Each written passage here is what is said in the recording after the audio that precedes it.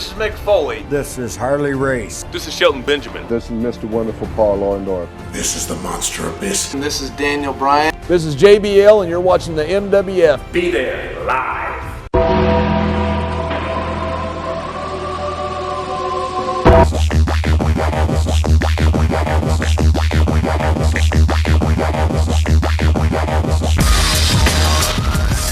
Wrestling fans from around the corner and around the world, welcome to another installment of Wrestling Insiders. I'm Dan Marotti here at MWF Studios, just north of Boston, in downtown Melrose, Massachusetts, 02176, the zip code of champions. Stay tuned after the news for some awesome money-saving deals where you can support indie wrestling. Let's check out WWE SmackDown Live from the American Airlines Arena in Dallas, Texas, August the 30th, 2016. Taped for WWE main event on the WWE Network, the Usos defeated the Ascension in the white-hot duo of American Alpha, Jason Jordan and Chad Gable, with the win over Breeze Dungo. Live on the USA Network, the show opened in the back with Shane McMahon and Daniel Bryan watching highlights of the Bryan-Miz blow-up from Talking Smack the week before. Shane said Bryan owed Miz an apology whether he agreed or not, and not to get so involved with the talent. Bryan said that was ironic considering Shane's situation with Brock Lesnar. SmackDown opened with WWE Intercontinental Champion The Miz and Maurice headed towards the ring.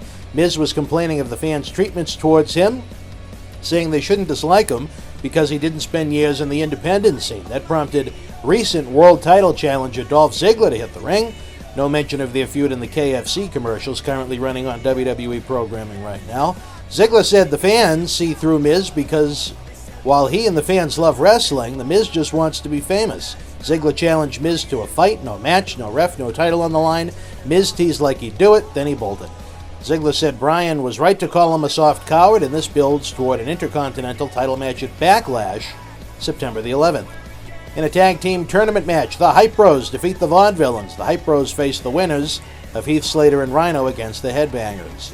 AJ Styles continued to be built up for his main event with WWE World Champion Dean Ambrose at Backlash. This week, AJ Styles had the win over Apollo Crews. Crews appears to be headed to the land of men without a country, as WWE hasn't done much with him since his undefeated streak ended during Money in the Bank qualifiers.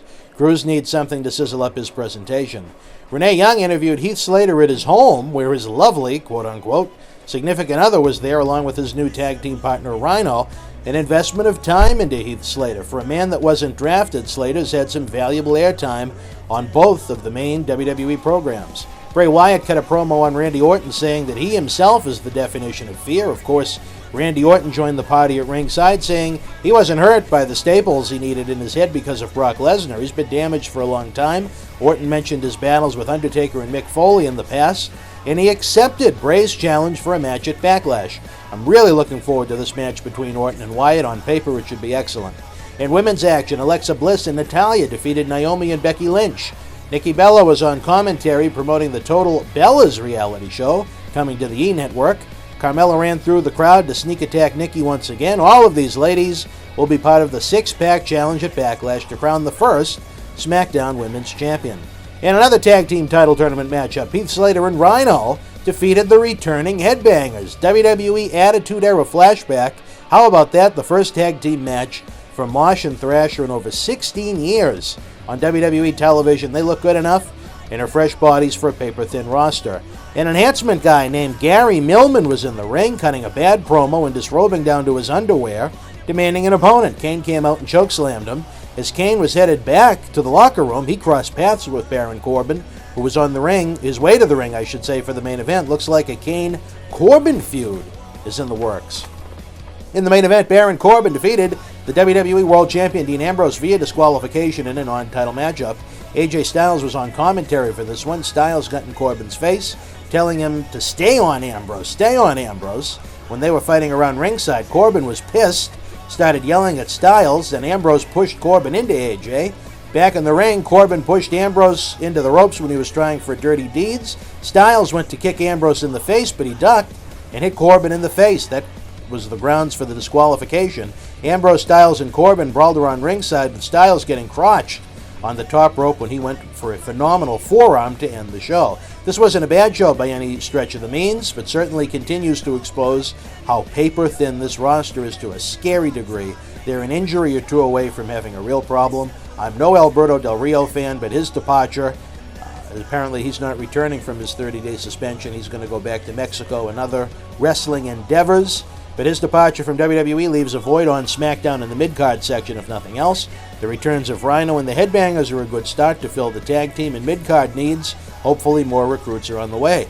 Let's check out the Twitter polls. For SmackDown, it was 60% thumbs up, 27% thumbs in the middle, and only 13% thumbs down. What show was better this week? We had a tie, 50% for Raw, 50% for SmackDown. Looks like fans enjoyed both shows as they both received a majority thumbs up. Would love to know what you thought of SmackDown this week in the comment section below. It's a hot summer on WWE Network with WWE NXT and the Cruiserweight Classic lighting up Wednesdays, along with SummerSlam and not one but two pay-per-views, with Backlash and Clash of Champions in September. Not currently subscribed to WWE Network? Come on now. Use our link below and get 1 month absolutely free. Get the pay-per-views live, the awesome weekly shows, and over 6,000 hours of on-demand content for free.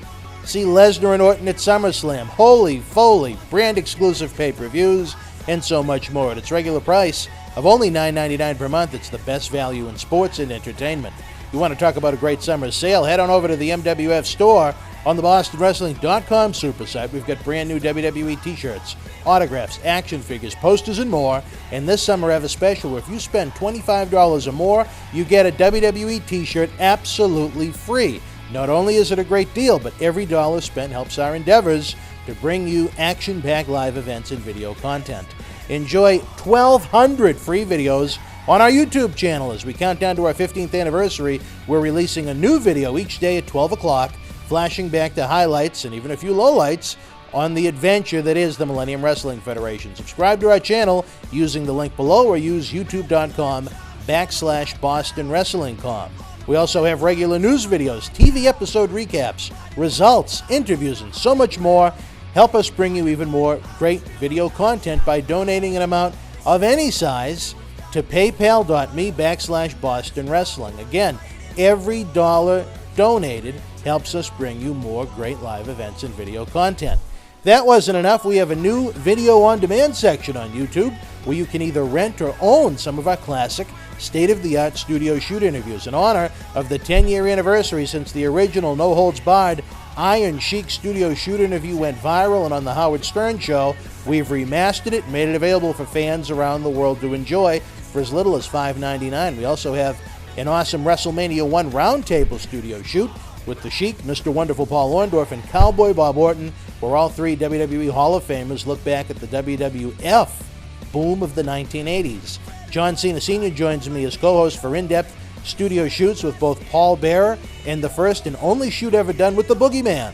Bull Dempsey joins us and pulls back the curtain on WWE NXT. Again, not only can you rent or own these awesome interviews, but every dollar goes right back into our efforts to bring you live event and video content. Another easy way to help our efforts is to use the links below or on the front page of the BostonWrestling.com super site to do your shopping on WWEshop.com, Amazon.com, or Walmart.com.